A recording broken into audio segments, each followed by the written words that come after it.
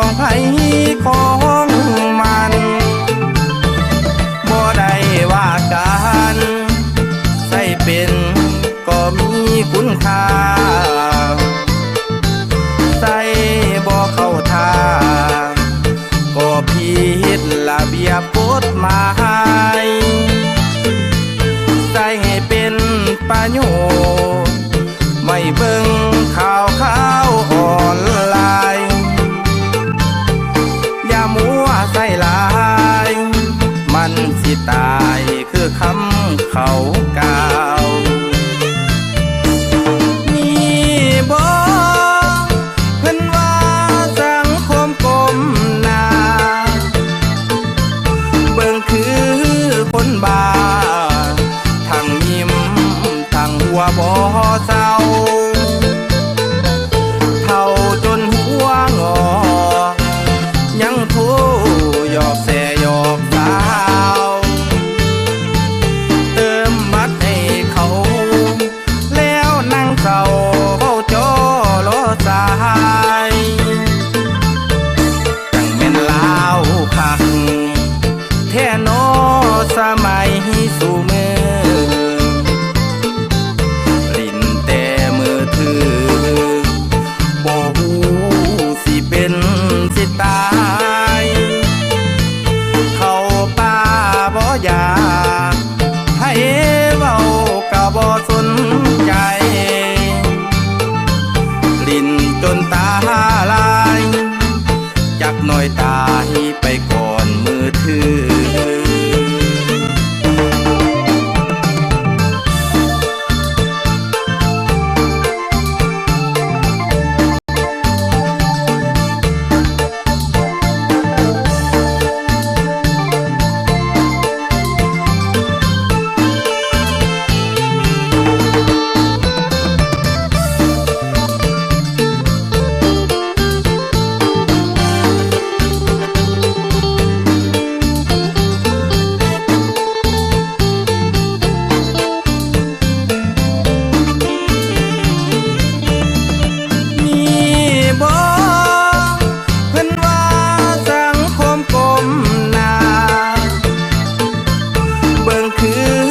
คนบ้าทั้งยิ้มทั้งหัวบ่เศร้าเท่าจนหัวงอยังโทหยอกแซ่หยอกสาวเติมบัตรให้เขาแล้วนั่งเศร้าเฝ้าจอรอสายจังแม่นลาวคักแท้นอสมัยสู่มือลิ้นแต่มือถือบ่ฮู้สิเป็นสิตายเข้าป่าบ่อยากให้เว้าก็บ่สนใจลิ้นจนตาลายจักหน่อยตายไปก่อนมือถือ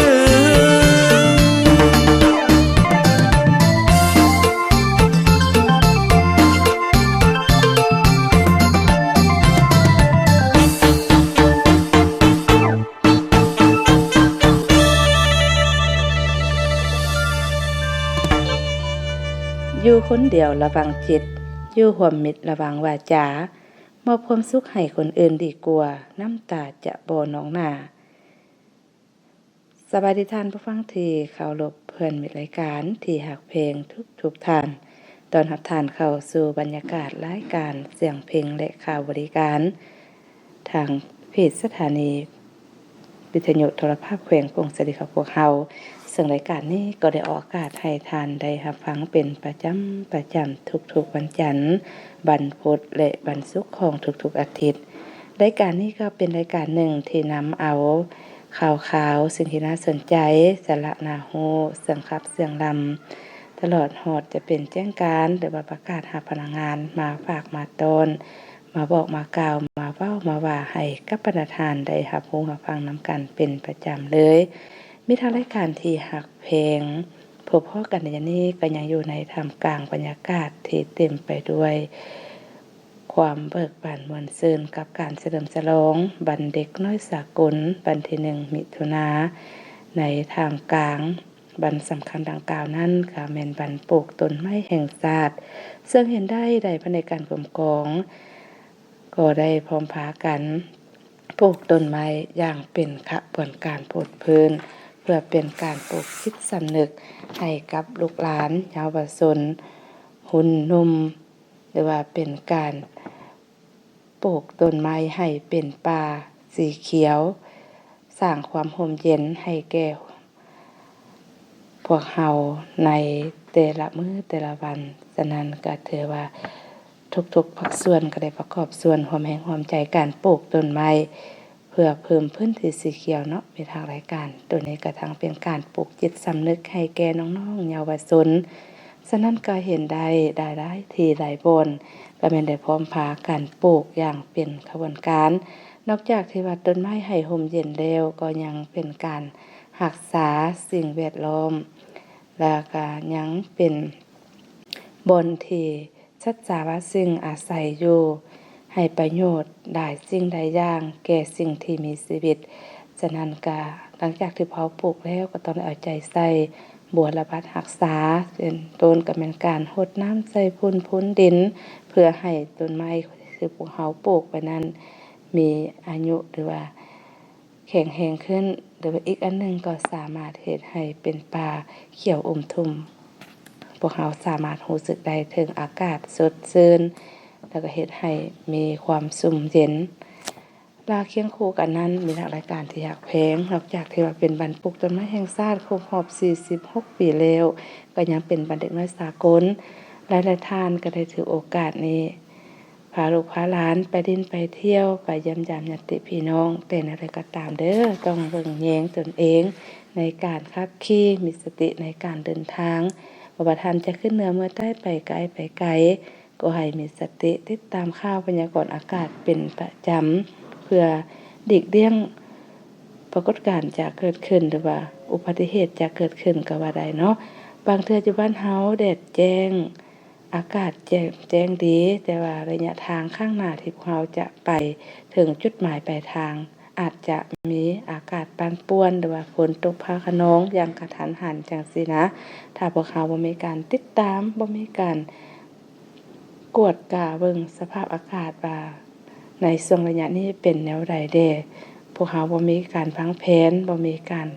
ติดตามพยากรณ์ในการเดินทางก็ค่อนข้างพบความยุ่งยากโดยเฉพาะเป็นการเดินทางไปต่างแขวงต่างเมืองเนาะเป็นทางรายการฉะนั้นก็บ่ให้ถือเบาเด้อต้องมีการติดตามพยากรณ์เป็นประจำเพื่อพวกเราจะได้แก้ไขให้ทันเนาะแล้วตอนต้นรายการนี้ก็จะนำพาทานไปม่วนซื่นกับเสียงเพลงกันสากลแล้วจึงกลับเข้ามาสู่ผู้ดำเนินรายการในระยะต่อไป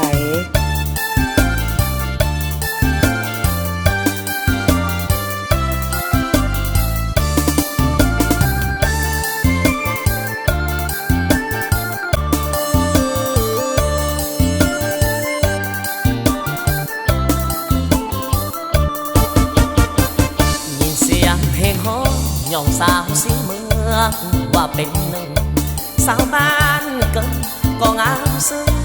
สาวดงโดบ่ธรรมดาสาวบ้านหาดลุงสาวโบคนเขาสาวคนเข่งนั่นนาก็งามโสภาบ่เทียบน้องสาวบ้านอีไลสาวบ้านใหม่สาวบ้านนาดีสาวหัวผู้โสพีผู้ลาสติสมความเคลาโยงสาวห้วยน้ำเย็นสาวทรงเปื่อยสาวหน้าสายทองสาวโคนโฮมสื่อลือก็ยังบ่เทียบน้องสาวเมืองหินเมื่อสลองบุญสวงเหือเมืองหินถือเป็นบุญหลายเติมพบสาวหินหน้าฮักหน้าแพงหัวใจอ้ายเต้นเมื่อเห็นพลอยยิ้มแก้มแดงอยากฝากหักแม่ควันแพ้สาวเสื้อแดงสิได้บ่นะสาว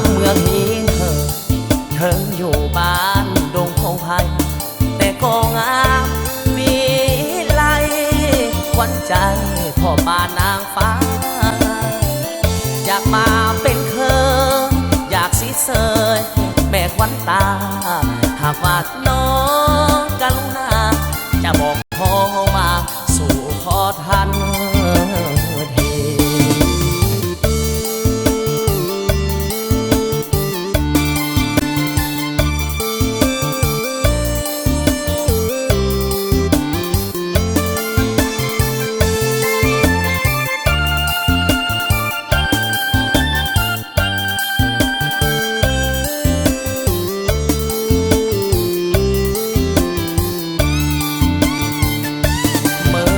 สลอ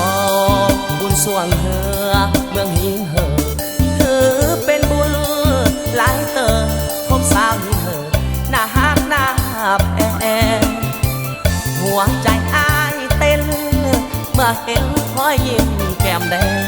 อยากฝากหักแม่ควันแพงสาวเสื้อแดงสิได้บ่นาสาวเมืองหินเหอเธออยู่บ้านดงพงไพแต่ก็งามวิไลขวัญใจพ่อป่านางฟ้าอยากมาเป็นเคยอยากสิเสยแม่ควันตาหากว่าน้องกรุณาจะบอกพ่อมาสู่ขอทันที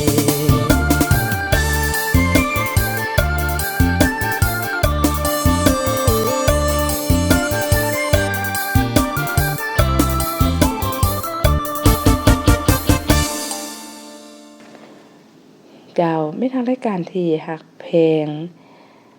เสียงเพลงม่วนๆที่ทางทีมงานรายการของพวกเราฝากต้อนให้ทานก็ได้จบลงไปแล้วบางว่าจะเป็นการผ่อนคลายความอิดเหนื่อยให้กับบรรดาทานบ่หลายก็น้อย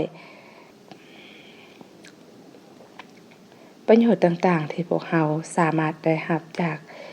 การที่พวกเราลงมือปฏิบัติด้วยจริงสามารถเก็บกู้แล้วก็สร้างเป็นเศรษฐกิจครอบครัวสร้างรายรับให้ครอบครัวได้ฉะนั้นระยะนี้ก็เป็นระยะฤดูฝนแล้วเฮ็ดป่าหลากหลายชนิดก็ถือว่ามีการออกสับสนปนเปกันออกมามีทั้งเฮ็ดกินได้เฮ็ดเป็นพิษแต่ว่าเฮ็ดที่เป็นพิษก็มีรูปร่างคล้ายคือเฮ็ดที่กินได้ฉะนั้นทุกเทื่อที่พวกเราหรือว่าทุกครั้งที่พวกเราจะนำเฮ็ดหรือว่าซื้อตามตลาดตะลีมาบริโภคต้องมีการใจแยกให้ละเอียดดีแท้พวกเราควรปลูกเฮ็ดกินเองเนาะเพื่อปลอดภัยจากการเบื่อเฮ็ดมื้อนี้ก็จะมานำเสนอเกี่ยวกับการปลูกเฮ็ดเผืองตัวนี้ก็สามารถสร้างเป็นเศรษฐกิจครอบครัวได้เนาะเป็นทางรายการสำหรับการปลูกเฮ็ดเผืองง่ายๆสำหรับบ้านเฮือนหรือว่าแม่เฮือนที่ว่ามักปลูกผักครัวเฮือน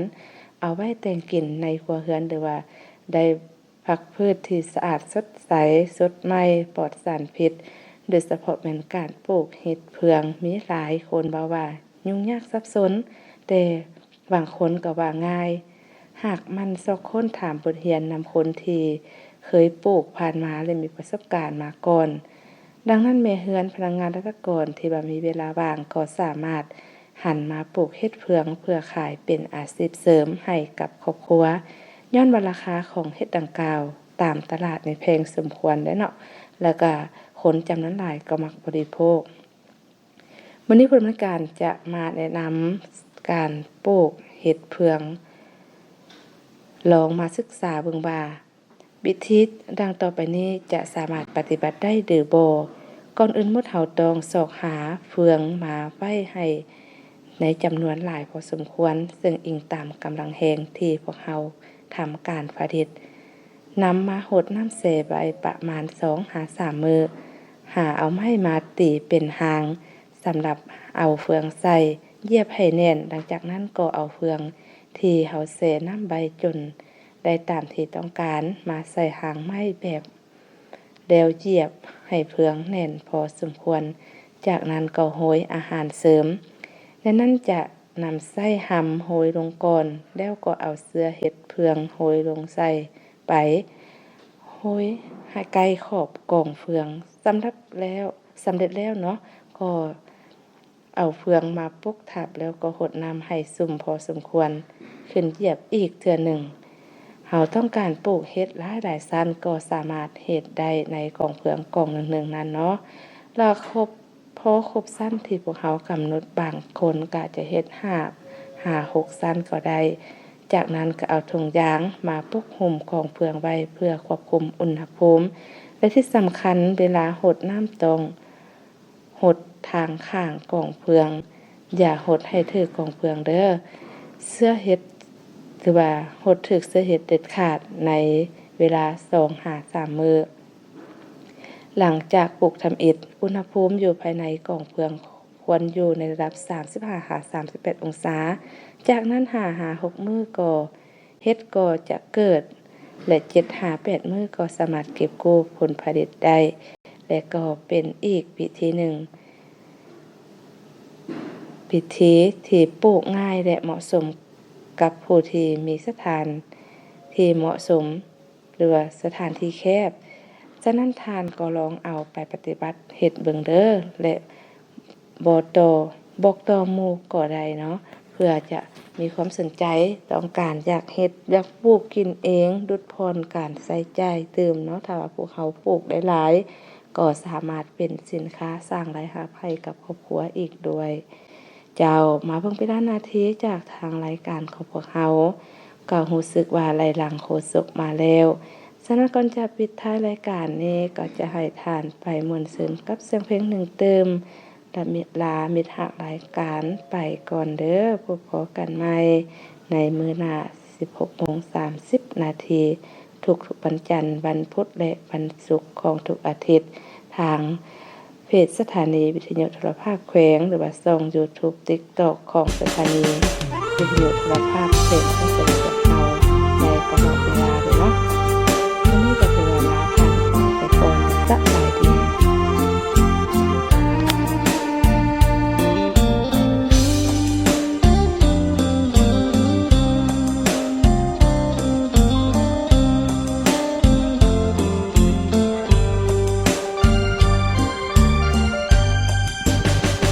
อยากมีคนฮัก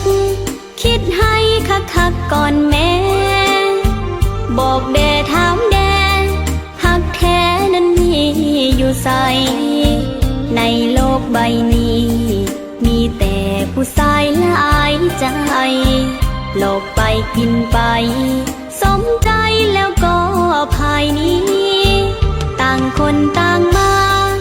บ่ฮู้ว่าไผเป็นไผจักมาแต่ใส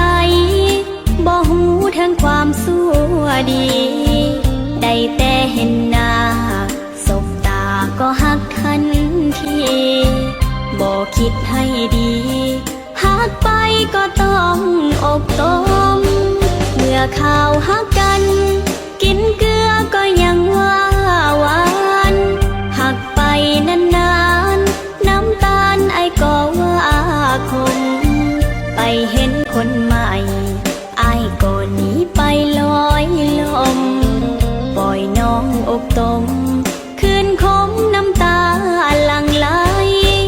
หาคนจริงใจโลกนี้บ่ค่อยจะมีหาคนดีๆเดี๋ยวนี้มันมีอยู่ไสนอกจากพ่อแม่ฮักแท้บ่มีผู้ใดฮักและจริงใจมีแต่พ่อแม่ของเฮา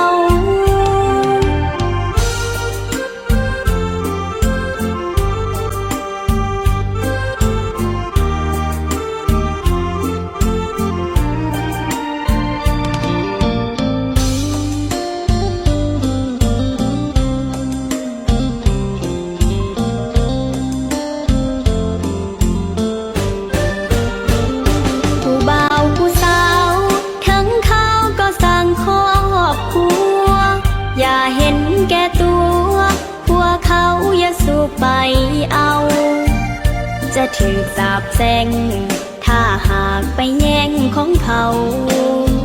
ผู้บ่าวผู้สาวโลกนี้ยังมีมากมายอยากมีสามีคิดให้ดีๆก่อนน้องบ่รวยบ่หล่อขอแต่มีความจริงใจนิสัย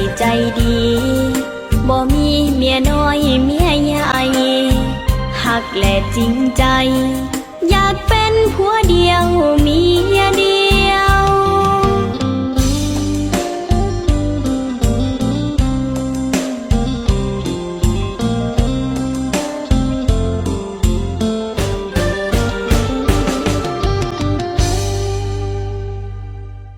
เมื่อข่าวฮักกัน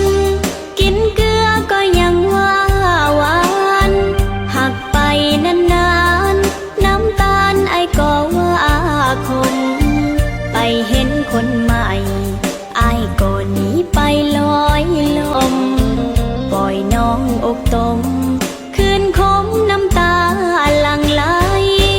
หากคนจริงใจโลกนี้บ่ค่อยจะมีหากคนดีๆเดี๋ยวนี้มันมีอยู่ไสนอกจากพ่อแม่หักแท้บ่มีผู้ใด